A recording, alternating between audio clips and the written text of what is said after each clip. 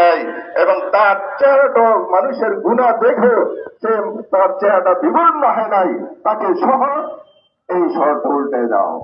সুতরাং কোন জায়গায় যদি গুনাহ হয়, নাফরমানি হয়, তাহলে আমাদের সেখানে বাধা দিতে হবে, বাধা দিয়ে আযাব থেকে আমাদেরকে বাঁচতে হবে। আল্লাহ তাআলা আমাদেরকে সঠিকভাবে বুঝার তৌফিক দান করুন।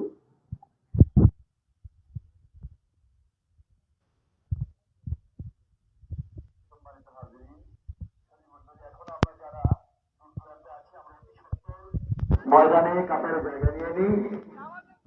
এখন ইনশাআল্লাহ সালাতুল ইস্তিসকা, বৃষ্টির প্রার্থনার নামাজ ইনশাআল্লাহ শুরু হচ্ছে। আমি অনুরোধ করব আশেপাশে মা বোন যারা আছেন আমরা একটু সতর্ক থাকি, মাঠের আশেপাশে কেউ দাঁড়িয়ে না থাকি, যার যার মতো সতর্কতার সাথে থাকি, আমরা পর্দার মধ্যে থাকি। আলহামদুলিল্লাহ, এখন আপনাদের সম্পর্কে সংক্ষিপ্ত বক্তব্য প্রদান করছেন আমাদের সকলেরই শ্রদ্ধাভাজন আলেমে দ্বীন, প্রখ্যাত আলেমে দ্বীন, বিশিষ্ট ইসলামী চিন্তাবিদ হযরত মাওলানা মুফতি ইমদাদুল হক আরিফি, হযরত মাওলানা মুফতি ইমদাদুল হক আরিফি দামাত বরকাতুল আলিয়া, খতিব ঐতিহ্যবাহী দিঘিরপাড় বাজার কেন্দ্রীয় জামে মসজিদ।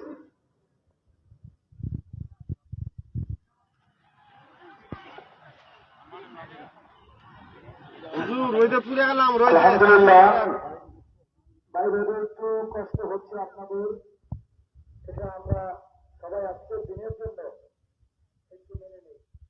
আমাদের কষ্ট কিন্তু আরো বেশি হচ্ছে, আমরা সূর্যের দিকে মুখ করে আছি, আপনারা তো সূর্যের দিকে পিঠ করে আছেন, আমরা তো সূর্যের দিকে মুখ করে আছি। সুতরাং আমরা আজকের দিনের জন্য সবাই একটু চেষ্টা করি কষ্ট স্বীকার করার জন্য।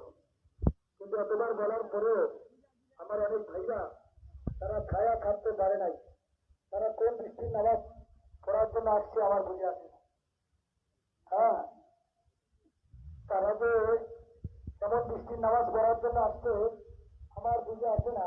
খাতা দিয়া তারপরে মাথার মধ্যে ছায়ার ব্যবস্থা করে আল্লাহর কাছে কি বৃষ্টি কামনা করবে, কোন হাদিসে তারা পেয়েছে এমন বৃষ্টির নামাজ আমার জানা নাই। অনুরোধ তওবার করার পরে যাদের এত ছায়ার প্রয়োজন তারা তো আল্লাহ পাকের কাছে এমনভাবে যদি উপস্থাপন করে নিজেদেরকে ছায়ার মধ্যে, তো আল্লাহ তো দয়া হবে না, আল্লাহ তো দয়া করবে না আমাদের উপরে।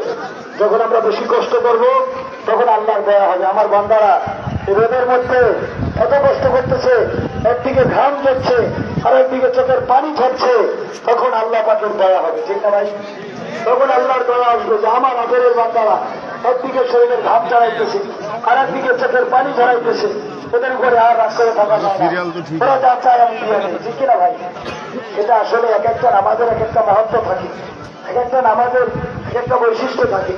আমরা এগুলো যদি না বুঝি তাহলে তার বলে বোঝানো যাবে না। আপনারা জ্ঞানী মানুষ, আশা করি আমার এই কথায় আপনারা বুঝেছেন। আমাদেরকে বোঝার তৌফিক দান করুন।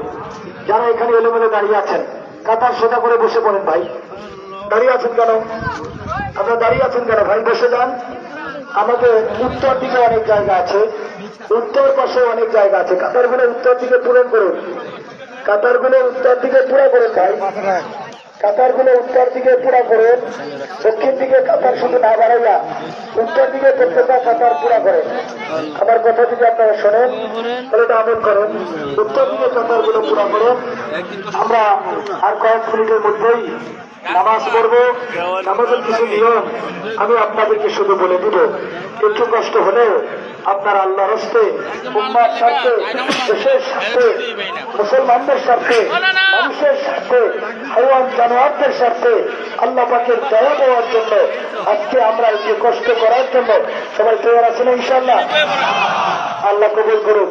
আমাদের এই কষ্টের দ্বারাও যদি আল্লাহর একটু দয়া আমরা পাই, আল্লাহ যদি রহমতের বৃষ্টি দান করে, আমাদের এই কষ্ট সার্থক হবে।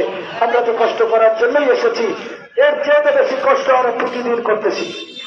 প্রতিদিন রাতে ঘুম নাই, শিশু বাচ্চারা ঘুমাইতে পারে না, খাওয়া দাওয়া অনেকের গরমের মধ্যে বন্ধ, পশু পাখি হাহাকার করছে, মানুষ হাহাকার করছে, নিজ বস্তুকে মানুষ প্রতিদিন মারা যাচ্ছে, শহর বন্দরে মানুষের জনজীবন বিপর্যস্ত, হয়েছে।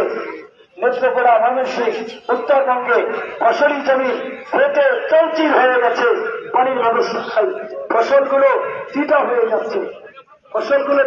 যাচ্ছে, এখনো ফসল থাকে নাই, জমি ফেটে যাচ্ছে, কারেন্ট থাকে না, পাম্পের পানিতে কাজ হচ্ছে না।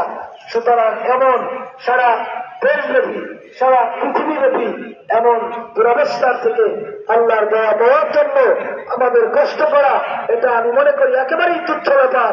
যদি আল্লাহ আমাদের কষ্ট কবুল করে, সারা পৃথিবীর মধ্যে শান্তির রহমতের বৃষ্টি আল্লাহ যদি দেয়, এটা আমরা সবাই এর জন্য আনন্দিত হব।